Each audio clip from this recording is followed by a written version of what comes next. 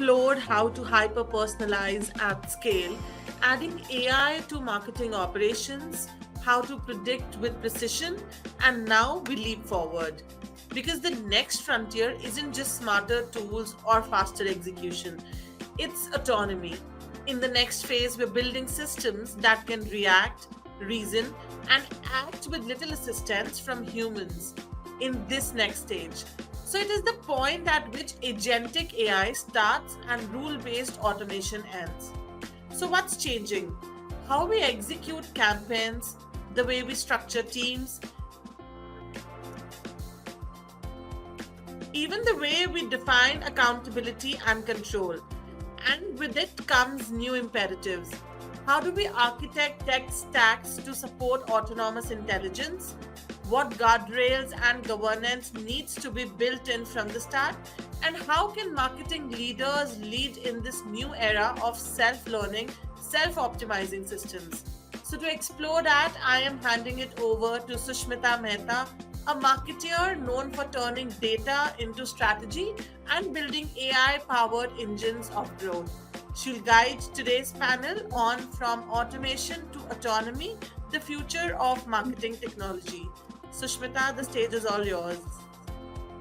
Thank you, Mahik. Good day, everyone. I'm Sushmita Mehta, Associate Team Marketing Lead at Grazitti Interactive. It's been a day packed with some fascinating insights and discussions, and now we are at the final stretch. We have covered a lot: hyper-personalization, Gen AI strategic value, predictive analytics, and more. And now we are heading into what might be the most future-facing conversation of the day: the rise of agentic intelligence systems in marketing. This shift towards autonomy isn't just about smarter tools. It's about rethinking roles, workflows, and how decisions get made. And I couldn't ask for a better pair to explore this with me. First up, please welcome N. Boyd, most recent Chief Marketing Officer at Ambassador, and brings a sharp strategic lens to market innovations and brand evolution. And she has helped companies scale with real agility. Welcome, N. Thank you. Pleasure to be here. Also joining us is Lauren Hagerty, Senior Director of Growth Marketing at Radio. Lauren is known for building growth systems that are not just data-driven but truly customer-centric. She's pushing the boundaries of what autonomy looks like in real-world marketing. Great to have you, Lauren, with us. Nice to be here. Excited to chat with everyone. Okay, let's start with some clarity. N, people often use automation and autonomy interchangeably, but they are not the same. From your perspective, what sets them apart when we are talking about MarTech? Yeah, so it's an important distinction because we hear a lot of the terms conflated now. I think the important thing is, when you're talking about automation, that's something we've been familiar with for a while. I think as marketers, we've set up sequences to run when we're not around, right? That those things are happening.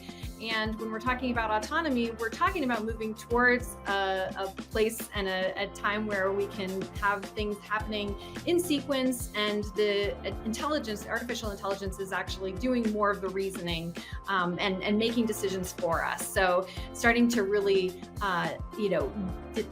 divide up those chores and have decisions brought in by the intelligence. And I think it's important for people to remember. I mean, I've been around long enough to see a few paradigm shifts in technology that can really disrupt how we communicate. And I think one thing to keep in mind is that within every revolution, there's an evolution.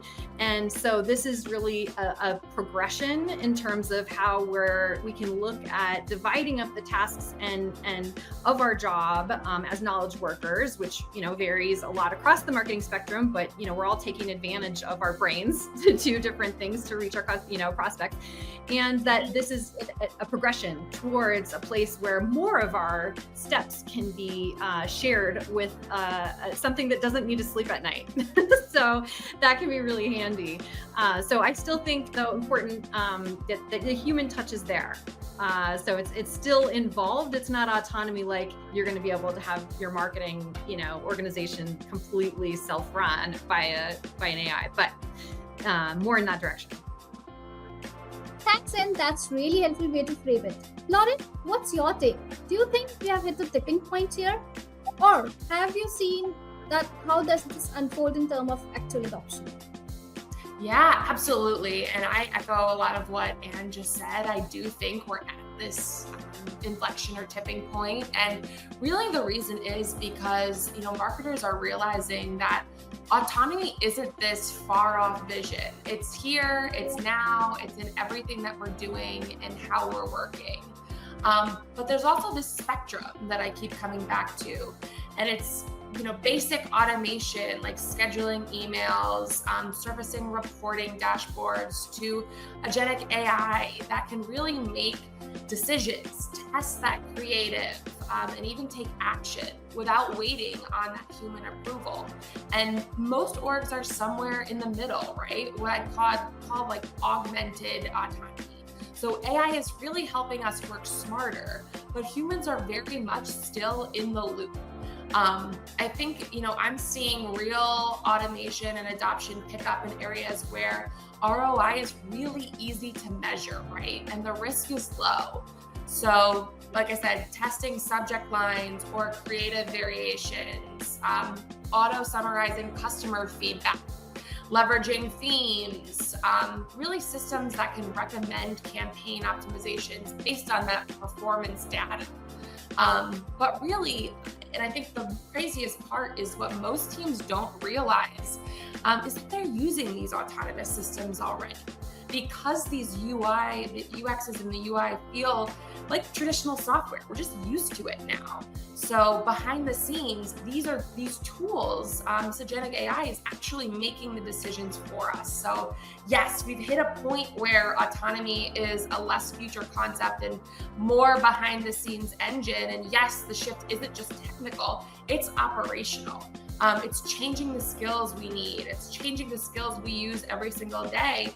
And ultimately how we staff our teams, because we need humans behind those tools. And that's what I'm really passionate about. While you say this, Lauren, let's dig in a little further.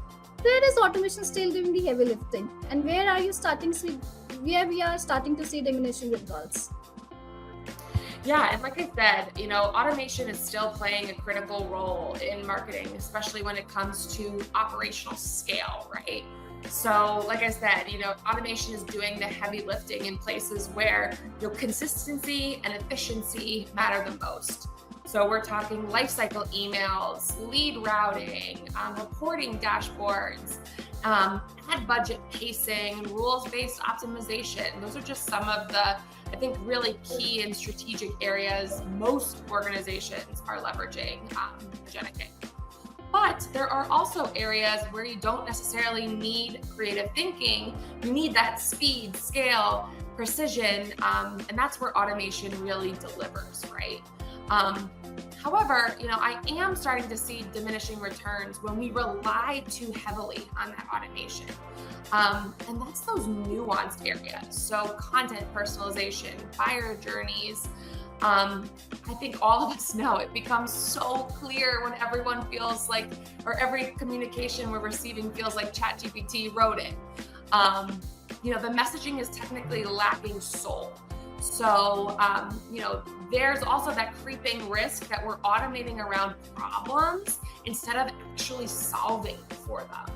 So if your campaigns aren't converting, sending more emails isn't the answer. We need to go back to our roots and use, that critical thinking that we have as humans to say, let's A/B test the creative versus the imagery, or, some of those basic things. So kind of taking a step back to marketing 101, and no AI is going to do that, no matter how powerful that engine is, at least not today. Who knows what tomorrow may bring. True. Building on that, I would really like to ask you, N, are teams starting to move beyond these basics into true autonomy? What does that shift look like actually in practice? Yeah, so first of all, I think there's a lot of experimentation going on, which is great, because you have to start to try this stuff to be able to then apply it, right? Learn about it, give it a go on your personal, endeavors, plan a trip, do whatever. you have to get comfortable with what you're doing. And I think that's super important. And so I would say I've spent a lot of time in different marketing in AI or AI in marketing sort of, sessions and programs, and done a lot of reading. And I think, I hear people sort of express some fear and sort of overwhelm of like, wow, there's so much, I'm going to lose my job, or there's so many tools, coming at me. I think it's easy to get overwhelmed by that. And I think it's really important to sort of take, Lauren said it a couple times, the take a step back. I think take a step back and, what is your strategy? What is the problem you're trying to solve, or your goal? And then break it down and figure out what the steps are that you would normally take. And then, then research like what can match up with those steps. I would say as a CMO of most recently, it was very small early stage company with, just a few of us on the team. We really needed to leverage ourselves as much as possible. So I found, AI incredibly helpful as a thought partner, content generation. Of course, it has to be reviewed and read. And as Lauren said, you really run the risk of having content that can be, immediately identified as something generated by ChatGPT or whatever tool you're using. So it's important to keep your hand on the wheel, right? Or your hands on the wheel. And I think, but definitely just try some things and start to build a process. I would say the other thing to watch out for, it's very tempting to, see a pitch from a vendor that sounds amazing. And you're like, this whole process we're going to do. And you might very well be able to set that up on your own with, LLM of your choice, AI assistant, and some incredible tools that are out there about how to set up automations on your own. So I just think it's so important for people to give it a try, not expect to have it all done in one fell swoop. We certainly didn't, and are on a journey, I would say, to figuring out how to apply it best. But each step along the way and sharing those learnings is really important. Also on the pitfalls, I was just going to say in relation to what Lauren just shared, and one thing I did notice when we all started to sort of get excited about it is there can be, a little bit of overlap and kind of people trying to do the same thing in multiple places and making their own judgments. And a lot of times you end up at the same place, but I think it's important to go back to roles and responsibilities and breaking things up with clarity, and what is the AI replacing, and then how is that actually going to serve your business, as opposed to just be creating more tasks and more ideas out there that people are sort of chaotically trying to decipher. I totally agree with you, and I believe that paints a pretty exciting picture of how things are evolving in the front lines. But let's zoom out. What's required behind the scenes to make this work? When does a smart tool actually become an autonomous agent? Yeah, so I mean, I think the smart tool, you ask it to do something, it does it. And when you're talking about an autonomous agent, it's leveraging, again, these deep learning and reasoning capabilities that are really new to the AI world, relatively new, right? Because this has been around for a long time. I mean, so machine learning, natural language processing, those have been parts of our work for quite a while. But the idea that something, this technology can actually, apply predictive reasoning and actually, really be incredibly strategic in a lot of ways, is important. And so I think that that's where there's, multiple steps coming into play. So it's not just, identifying the prospects. It's also then determining, are they at in a buying stage, right? And then not only that, but where are they? How do we reach them? And what's the ideal way to reach them? And then on top of that, actually crafting the messages that are gonna be appropriate for them, and delivering them, by the way, when they want to get it, right? So like there's just this whole layering of responsibility that gets to the place of more autonomy versus, a smart tool that is really useful to helping get your things done. But I think this also highlights an important challenge, I think, in a lot of marketing companies or marketing organizations for various companies, is just the complexity of our tech stacks and how things don't work together, which is one of the things that I know I was starting to encounter in an organization where, you start to use AI in one area to bolster how you're, crafting a message or identifying prospects, whatever. But then how do you get that to connect to the next one? And I think, I said earlier, like, try and do some experimentation on your own as opposed to just, go all in on one huge tool. But, it obviously requires a lot of different decisions, for what's appropriate for your business. And there are challenges in the fact that we have these kind of siloed tools in many cases. 1000%. I just want to echo on that because I could not agree more. And I just add that autonomy doesn't start with the tool, right? It starts with that foundation that you build around the tool. So, for a tool to function as an autonomous agent, it needs more than just data. It needs context, it needs goals, it needs constraints, it needs feedback loops. And that means that, your organization, your marketing team needs to be prepared to support those different functions. And that means having clear decision logic, clean, structured data, obviously cross-functional alignment between the different departments, and then most importantly, the humans who can train and fine-tune that system over time. So it's really, autonomy is not just plug and go, like everyone, you're kind of pitched and sold when you sign up for these tools. But it's really ongoing orchestration, right? You have to be so intentional about what the system is allowed to do, what it should escalate, and where human oversight still really adds value. And one of the blockers I really see isn't tech, it's trust, right? People hesitate to hand off control to a system that they don't fully understand. So really the behind the scenes work is just as much about change management and escalation education as it is about those actual AI capabilities. So yeah, obviously autonomy is possible, but you have to be willing to invest in the scaffolding that's building that tool and then making it function and work and support your growing and changing business over time. Thanks, Hen and Lauren. So we know autonomy can scale content and campaigns, but what about the human side? Lauren, with machines taking on more, is there a risk of losing the human touch in marketing? I'm laughing because I am so passionate about this, and I truly believe that we will never lose the human touch in marketing for all of the reasons I said, and for all of the reasons that Anne has said throughout the entirety of our conversation today. We need humans. We need humans to have the ideas. We need humans to program the tools. We need humans to check the tools. And then ultimately, we need humans to report on the information and make changes as we go along. So I think, what humans are great at and where, they can support AI is making some of those decisions, right? Like, what are the tools that we're going to use? How do they work together?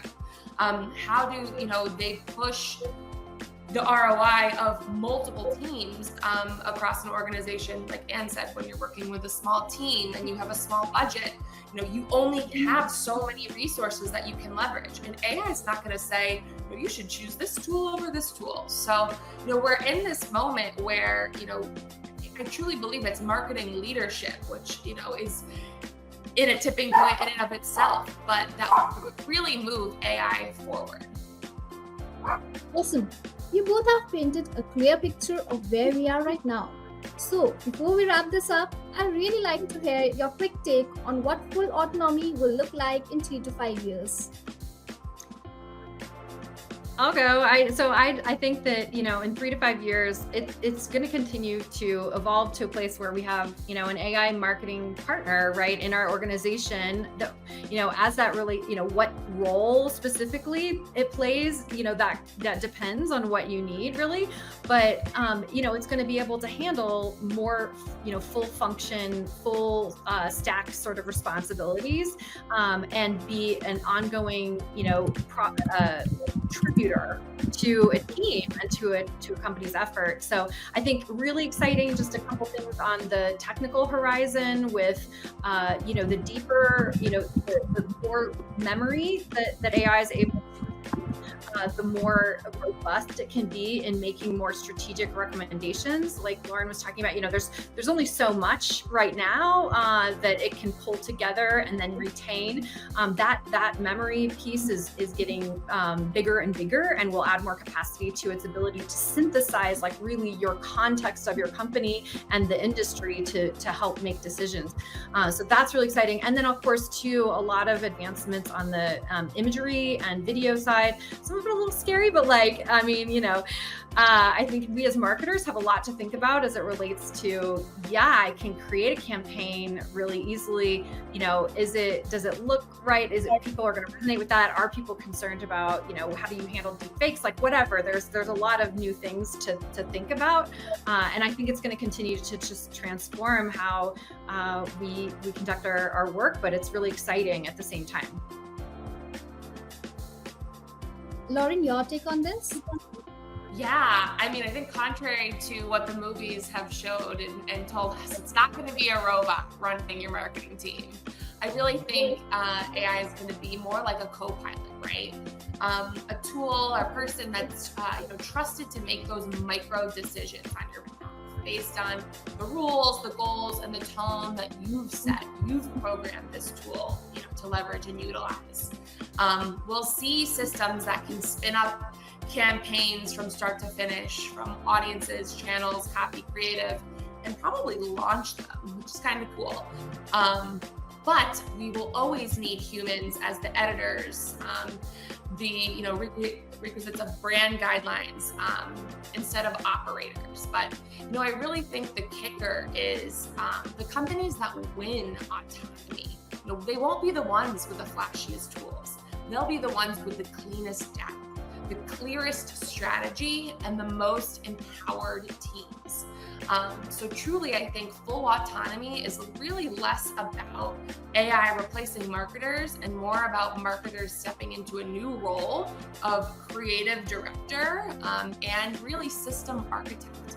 So there's a lot of new skills that I think people in marketing need to learn to be successful. And that's really how you're going to elevate your career, your department's marketing structure and function, and ultimately, the world of marketing. So we're in a really exciting, pivotal time, but no way is AI taking over marketing as it is today.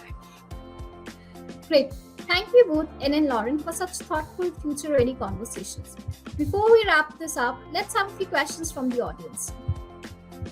So, how do you strike the balance between personalization at scale and respecting user privacy when using autonomous tools that continuously learn and adapt? I'm curious to have Lauren answer this question because I think she's smarter on the tech than me. But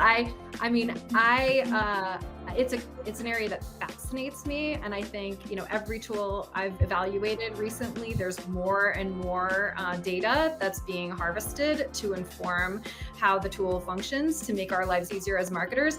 But it does give me pause, and every site I come to that I click another cookie, acceptance, notification, I'm just like, oh my God, really? But I think I've thought for a long time we're moving towards an era where people personally, right, you have to opt out if you're gonna not be in the marketing world. I think our younger folks, and I have teens at home, they're so used to things being customized for them. I don't even think it's not like an issue to them, right? So we're in this middle ground where it's uncomfortable, but I think think people have to see the benefit of getting things that are what they want and expect in a more efficient way. Because if they don't, then it's going to start to be more and more of an issue, and we'll see, limitations put back and a lot more put back in place, I think. Great. Lauren, based on your experience, what's the best way of marketing teams to upskill as more our tools and processes become automated? I joke that I personally am a learn-it-all versus a know-it-all. I want to learn and absorb absolutely everything that exists out there.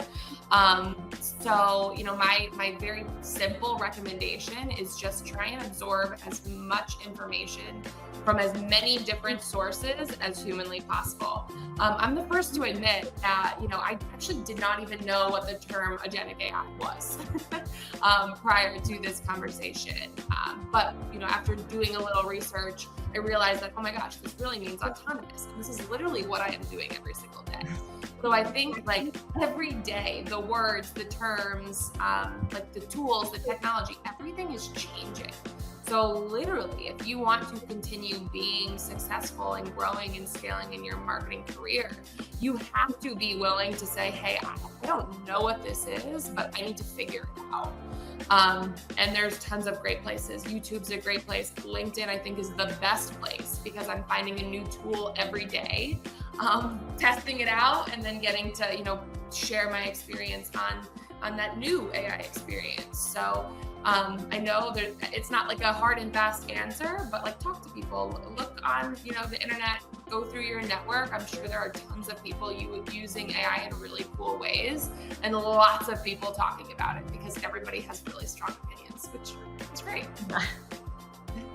So I have another one question to end. What KPIs or success metrics are most effective for evaluating the impact of autonomous marketing systems beyond basic efficiency gain? Oh gosh, I think a lot of it depends. It really depends on your business, right, and what you're looking at. But I would say what your typical KPIs, for success against a program, right, whether you're looking at, impressions or engagement or whatever, you're going to look at that, but you're also going to be able to look at some kind of a time to value, right? Because if you're and potentially a cost reduction as well. So there's that, because the AI is about the speed and the lift that it's handling for you. So for me as a marketing leader, I started to see, wow, I can do this thing that used to take couple days, to generate the kind of article I wanted and to get it edited and approved and all this in time, down to a couple hours max, right? Because I'm going through a process of getting a significant, help in thinking through, what I want to do, and then getting drafts, and then being able to, work through edits and all of it just in a much more condensed time. So you can see a multiplication of your effort over time. So I would say time to value and the return on investment. Thank you, and thank you, Lauren, for such power-packed discussion with us. And thanks everyone for tuning into this session. We hope you leave with few new insights and ideas about what's for marketing. As we are running a little late in time, whoever has a question, please write to us at info@grazitti.com and we'll pick it from there. Thank you, everyone. Thank you, Lauren. Thank you, Anne. Thank Bye-bye. you. Bye. Okay.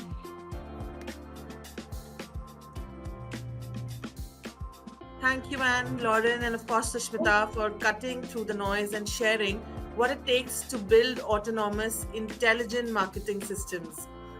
We frequently discuss automation as the end goal, but today we made it clear that autonomy is the new horizon. Along with that change comes a new mandate: lead, build responsibly, and govern wisely. We hope that this gave you frameworks to evaluate where your organization sits on the spectrum and what it will take to evolve.